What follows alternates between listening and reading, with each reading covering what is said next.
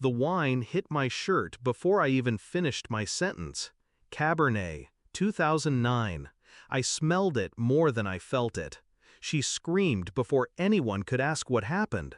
Assault! He assaulted me! The restaurant hushed. Forks froze mid-air. Phones raised like judgmental eyes. The manager, young, nervous, clueless, signaled someone to call the cops. I didn't flinch, didn't blink. Instead, I pulled my phone from my coat pocket. "Can I send one text?" "Sir, please put your phone down. One text." He hesitated, then nodded. I typed 5 words. Pressed send. The room buzzed in whispers. My ex-wife smirked like she'd just sunk the final knife. Until the back door opened, and he walked in. Tailored charcoal suit. A silent presence more dangerous than any siren. The restaurant's owner, a man known not just for his billions, but for his memory. He looked at her, then at the drink on my shirt. "Let him go," he said. And then, to her, "Ma'am, you just made a grave mistake." She paled, and I finally blanked. Because this was the beginning. She used to call me her safe place. Now she stood across from me, calculating and cruel, as if I were disposable. We had divorced 2 years ago. No fanfare, just signatures and silence. I thought it was over. I moved on, or tried to, until last week. A waitress from the same restaurant slipped me a note. Said she didn't want to get involved, but she comes here often, with a man, calls him her husband. I laughed at first. Denial is loud. But the ache in my gut wouldn't shut up. So I came. I sat 2 tables away. She didn't notice. She laughed like she never laughed with me, twirled her hair, tilted her head, and then she kissed him, and introduced herself as Mrs. Harrington. My last name.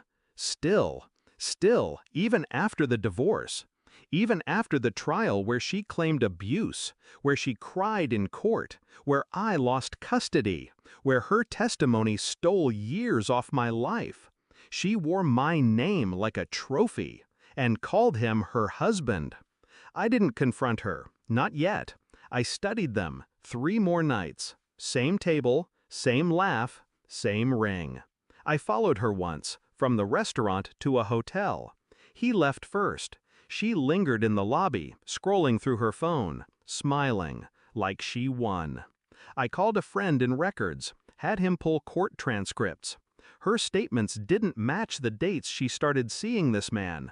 Her accusations were fiction, fabricated timelines, well-rehearsed lies. I dug deeper. She'd forged financial documents, lied under oath, claimed bruises that never existed. I remembered the night she first said I hit her. She looked me in the eye and whispered, "No one will believe you." She was right, back then. But truth doesn't expire, and I'd been patient. Every lie left fingerprints. All I needed was a reason to strike. She gave it to me in a wine glass. The billionaire wasn't just a friend. He was my client. My last major contract before the divorce ruined my name. He believed me when others didn't. When I sent that text, I wasn't calling for rescue. I was triggering exposure. He brought the documents with him. Security camera footage, dated receipts, time-stamped photos. He handed them to the manager, quietly, then turned to her. "You framed him, lied in court, lied here." She stammered. I didn't.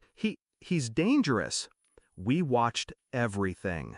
She looked at me then, eyes wide, pleading. "Please, just listen to me."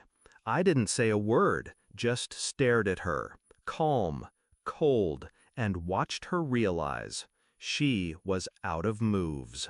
The police arrived, confused at first, until the manager handed over the footage, until my client handed over legal documents, until my lawyer, waiting outside, stepped in. She tried to cry, tried to spin the same web, but this time no one stepped into it. Her lover walked in mid-chaos. She reached for him. Tell them what happened. He looked at me, then at the billionaire, then stepped back. Didn't say a word. I leaned in close, just once. You called me a monster. I believed you. That's how deep your poison ran. She sobbed. I turned my back and walked out before the cuffs clicked around her wrists. Outside, the night was still.